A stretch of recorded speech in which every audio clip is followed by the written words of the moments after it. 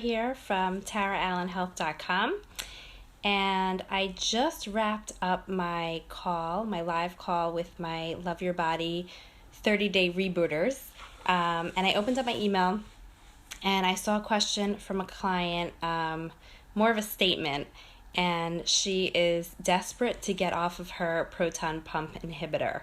So if you guys don't know what that is an acid blocker that so many people are on. It's one of the most widely prescribed medications out there, and you can also get some over the counter.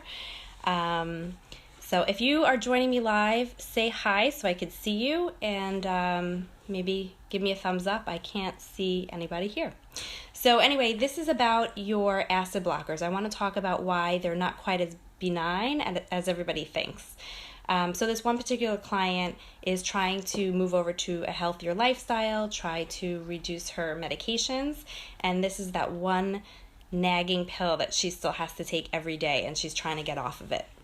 So anyway, it is true that these acid blockers, these proton pump inhibitors, can lead to dementia and bone loss, osteoporosis. Okay, so it's not as benign as your practitioners may have you believe.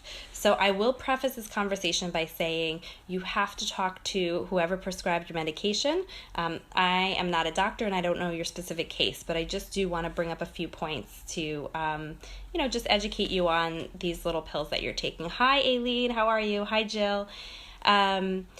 So again, these proton pump inhibitors, they can cause dementia, they can cause bone loss, and they reduce the acid in our stomach, right? So why is the acid in our stomach, the hydrochloric acid or gastric juices, whatever you want to call it, why is it important? It helps us to break down our food. It helps to sterilize whatever food we do take in, so it will lower some foodborne illnesses, the bacteria, the bad guys. So we need that acid. And it helps us to digest our food too, our proteins. It breaks everything down for us.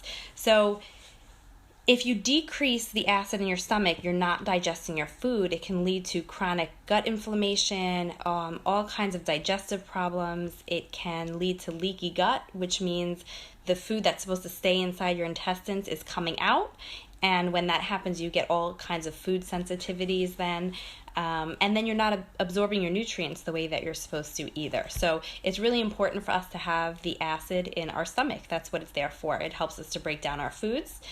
So a lot of times what happens is people experience reflux or they have GERD, and what's assumed is that they have too much stomach acid. That's what's causing the reflux or the GERD, and they either medicate themselves or they go to their doctors, who are very quick to prescribe these acid blockers to decrease the acid.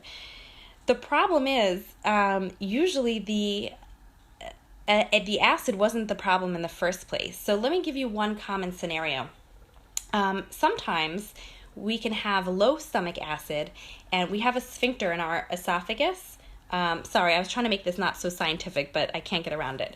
So we have a sphincter in the bottom of our esophagus that when it's exposed to the acid in our stomach will help to keep it closed. So when that acid is actually decreased, the sphincter will open up and will experience the reflux, the food passing up and down.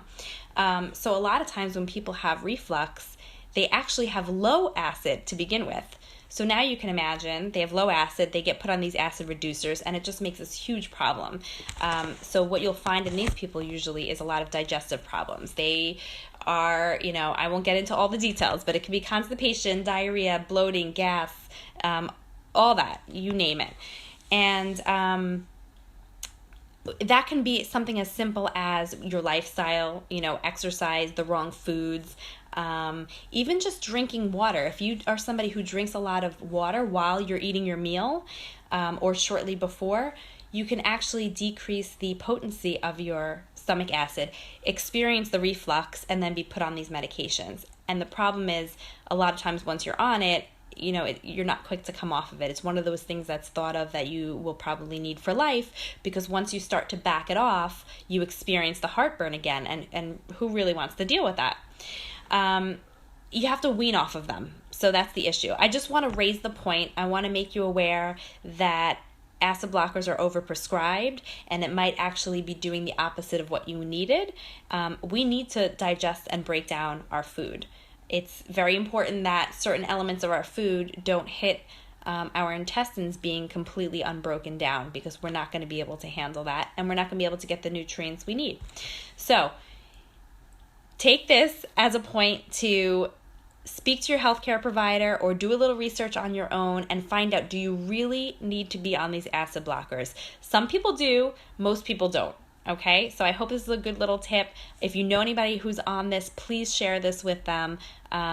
It's my mission to decrease everybody's overuse of these little nasty pills that do more damage than people think, okay? So sorry to bring you this negative information on a Thursday. I hope you're having a great night, and I will talk to you guys soon. Bye.